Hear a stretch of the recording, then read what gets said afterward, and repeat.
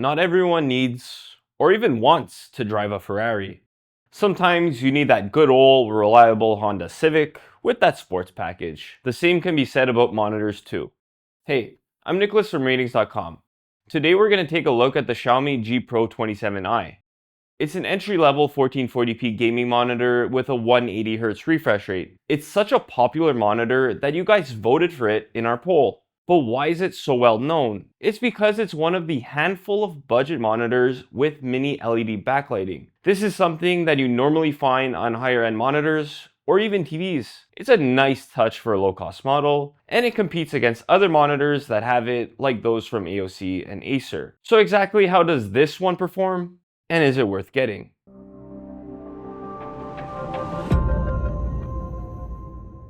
You're probably wondering what that mini LED backlighting does, so we won't keep you waiting. It has 1152 dimming zones, which is quite a bit to pack into this 27-inch screen. The number of zones doesn't mean much, but it's still a nice touch for a budget monitor and allows for finer control over the backlighting. Ultimately, its performance is what you should care about, and luckily for you, it actually performs pretty well. It really improves the picture quality in dark scenes, so blacks look deep and inky next to bright highlights. It keeps details well, and there isn't any noticeable black crush. Most bright objects don't have much blooming around them, but it's more visible with subtitles. While the dimming zones do a decent job of keeping up with fast-moving objects, they can be a bit distracting at times, like when a zone goes from very dark to very bright. But all in all, while you don't get the same premium picture quality as an OLED, let's say, it's a pretty solid local dimming feature. Just keep in mind that it looks the best when you're viewing it from directly in front,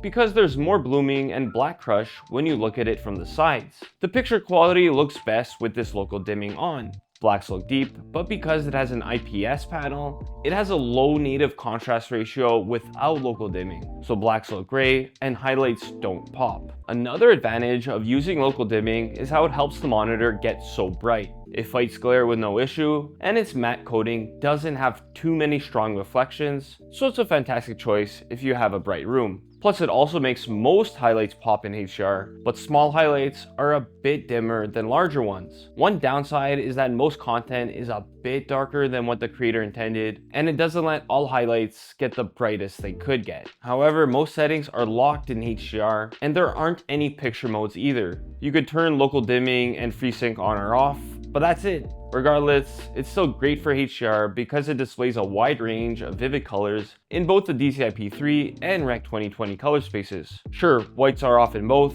but other colors are accurate. On the other hand, you get and can choose from a lot more settings in SDR. For example, you get a picture mode setting and a separate color space setting, so you can mix and match between these how you like. Colors are accurate using the sRGB color space setting and the movie picture mode, and the color temperature and gamma are both close to their targets. But the white balance is off, which you could fix with a full calibration. So we know it's a good choice for some casual content creation, but how about regular work use? Luckily, text looks sharp, especially if you use Windows ClearType. Pretty standard stuff for a 27-inch 1440p monitor. Its stand is also very easy to adjust, which is ideal if you need to turn the screen to show someone next to you. You even get a cutout in the stand for cable management. Plus, it has a premium design that looks nice even in an office environment. One downside when it comes to work is the fact that its viewing angles aren't as wide as on a typical IPS monitor. It's fine if someone is sitting right next to you, but the screen quickly looks darker from the sides. Alright, so far it's a good start for this monitor, but what about gaming? No surprise here, it's good for that too. For starters, you get the max 180Hz refresh rate over DisplayPort, because over HDMI it's limited to 2.0 bandwidth and doesn't support the full refresh rate range. Luckily though, it supports all common VRR formats to reduce screen tearing with any source. And motion looks sharp at any refresh rate too. It isn't as crisp as on a higher end monitor, and there's a bit of blur, but it still looks good. Of course, there's persistence blur at low refresh rates, but it doesn't have a backlight strobing feature to reduce this. And besides that, gaming feels responsive thanks to its low input lag at any refresh rate. This helps even for console gaming. But unfortunately, it can't take full advantage of the PS5 or Xbox. It can't downscale 4K signals, and while this doesn't make a big difference with the PS5, it means you can't get HDR on the Xbox. So you can't even have all this great picture quality because the Xbox doesn't support HDR with 1080p or 1440p signals. Still, there aren't any other issues besides that, and it supports VRR with either console. Before wrapping up, the last thing we want to talk about is the firmware. We're aware of some picture quality bugs with firmware 06, which you can't fix because there's no way to update the firmware. But when the unit we bought arrived, it already had firmware 07 installed, so we didn't experience these bugs. If you experience this, you could try contacting Xiaomi to see if you could return it. So now that we know how it performs, is it worth getting? If you're looking for a 1440p gaming monitor on a budget, there's no question that this is one of the better options you could get. Of course, you have to understand there are some trade-offs for saving money here. It's missing many extra features like a USB hub.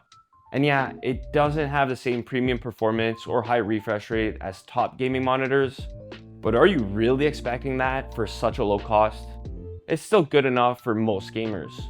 And the local dimming provides better picture quality than most other entry-level monitors, so it's something to consider if you want good HDR too. While this all sounds great, it isn't the only budget monitor with mini LED backlighting. One of its main competitors is the AOC Q27 G3 XMN. The two monitors are pretty similar, with some differences though. The AOC has a VA panel, so blacks look deeper if you don't use the local dimming feature. But even though it has a faster overall response time, they're still smearing with fast-moving objects. And the Xiaomi gets brighter. We could go back and forth, but one of the bigger differences is that at the time of filming this video, the AOC is a lot cheaper in the US. So unless you could find the Xiaomi for cheaper in your region, it's probably worth going for the AOC. On the other hand, if you don't mind spending a bit more on a monitor with added features, check out the Acer Nitro XV27 5K. It's another mini LED monitor with an IPS panel, so the picture quality is similar to the Xiaomi. That said, it has a higher 4K resolution that makes text look sharper and games look more detailed, like on consoles. Plus, it has some extra perks, like a USB hub. Just keep in mind that it costs more than the Xiaomi, so you have to consider how much you're willing to stretch your budget. That's all for the Xiaomi G Pro 27i. If you want more details on the monitor, check out our written review. The link is in the description below. Until next time, I'm Nicholas from Ratings.com, where we help you find the best product for your needs. Ciao. Find the best product for your needs. Ciao. What a run! What a run! Let's go! So let's go! The whole outro. Let's go! Yeah, I was like.